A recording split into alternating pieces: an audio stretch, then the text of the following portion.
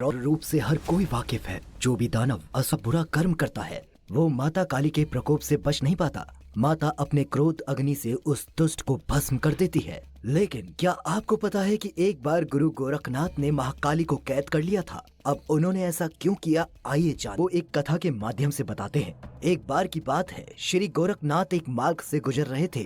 तभी वहाँ अचानक महाकाली प्रकट हो गई और बड़े ही क्रोध स्वर में बोली, तो इस मार्ग पर कैसे आ गया। देवी माँ काली को देखते ही गुरु गोरखनाथ ने उन्हें तुरंत प्रणाम किया और कहा, जय हो देवी माँ काली की। माता, क्या हुआ, आप इतना क्रोधित क्यों हैं? मुझसे कोई गलती हो गई क्या? तब माता काली कहती है कि हे मूर्ख योगी, तुझे इतना नहीं पता, मेरे क्षेत्र में प्रवेश करने के बाद मुझे प्रसन्न करने के लिए तुझे किसी न किसी जानवर की बलि देनी होगी, तभी तू इस मार्ग में आगे जा सकता है। देवी काली की ये बातें सुनकर श्री गोरखनाथ को बहुत दुख हुआ और उन्हें क्रोध भी आया। जिसके बाद उन्होंने माता से कहा कि मैं ऐसा योगी नहीं जो किसी मासूम जानवर की बलि आपको भेंट में चढ़ाऊं, इसलिए मैं ऐसा काम बिल्कुल नहीं करूंगा।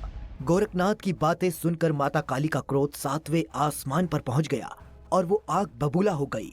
जिसके बाद उन्होंने कहा कि मैं ऐसी देवी हूँ जिसका क्रोध कोई शांत नहीं करवा सकता, चाहे वो कोई भी देवता या भगवान ही क्यों ना हो। मैंने रक्त बीज कुंभ व निकुंभ को मौत के घाट उतारा है। मैंने बड़े बड़े दानवों और असुरों का संहार किया है, इसीलिए अब तुझे भी मेरे क्रोध से कोई नहीं बचा सकता। हे साधारण से साधु, अब तेरा अंत निश्चित है मूर्ख। माता काली की बातें सुनकर श्री गोरखनाथ का क्रोध और भी बढ़ गया। उन्होंने कहा कि माता, आप अपनी शक्तियों पर यूं अभिमान न करें।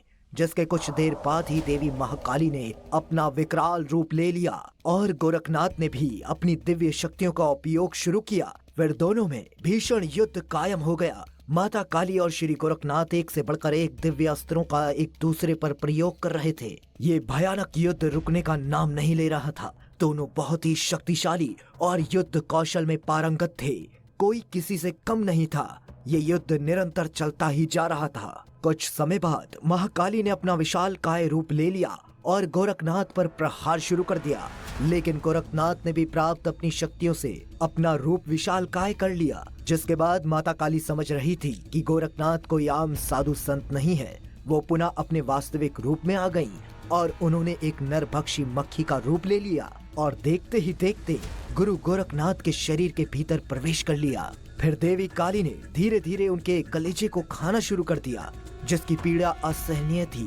गोरखनाथ को इससे बहुत दर्द हो रहा था और वो पीड़ा नहीं झेल पा रहे थे।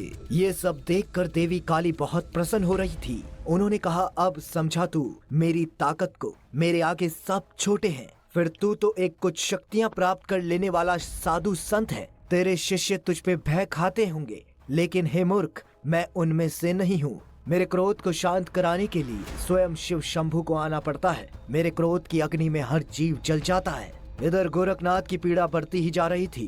तभी उन्होंने भगवान शंकर की स्तुति करना शुरू कर दिया था तथा धीरे धीरे अपने भीतर अग्नि जलाने लगे। उस अग्नि के प्रकोप से माता काली का शरीर जलने लगा। उसकी लपटें देवी के अभिमान को चकनाचूर करने लगी, जिस पर माता काली अपनी क्षमा की गुहार लगाने लगी। उन्होंने श्री गोरखनाथ से माफी मांगी और कहने लगी, हे महान विद्वान गोरखनाथ, मुझे माफ कर दो। तुम्हारे भीतर शंकर जी जैसा तेज है।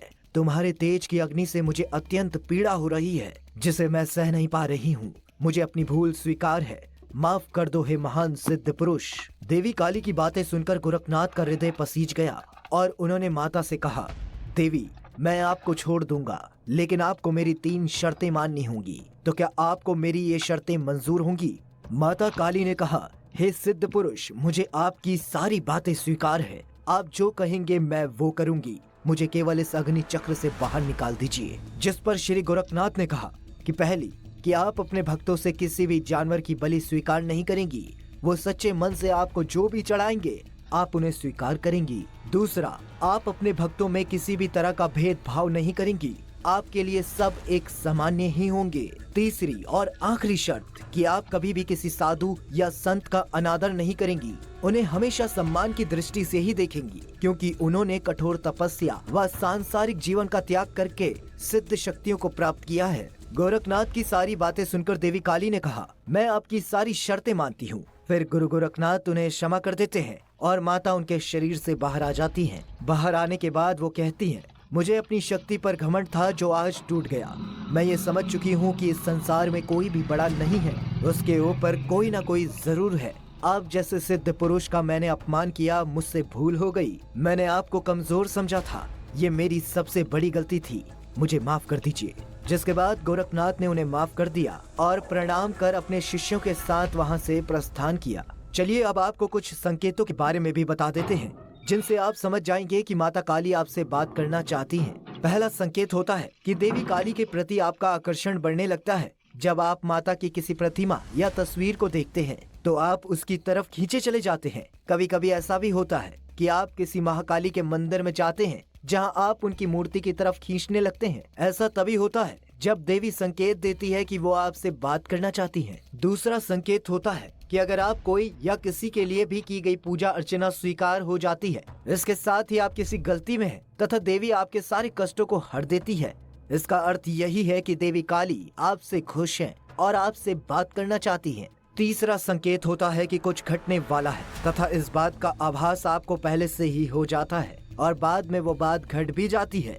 तो इससे यह समझ जाइएगा कि देवी आपको उन बातों का संकेत दे रही थी कि आपके साथ आगे क्या हो सकता है।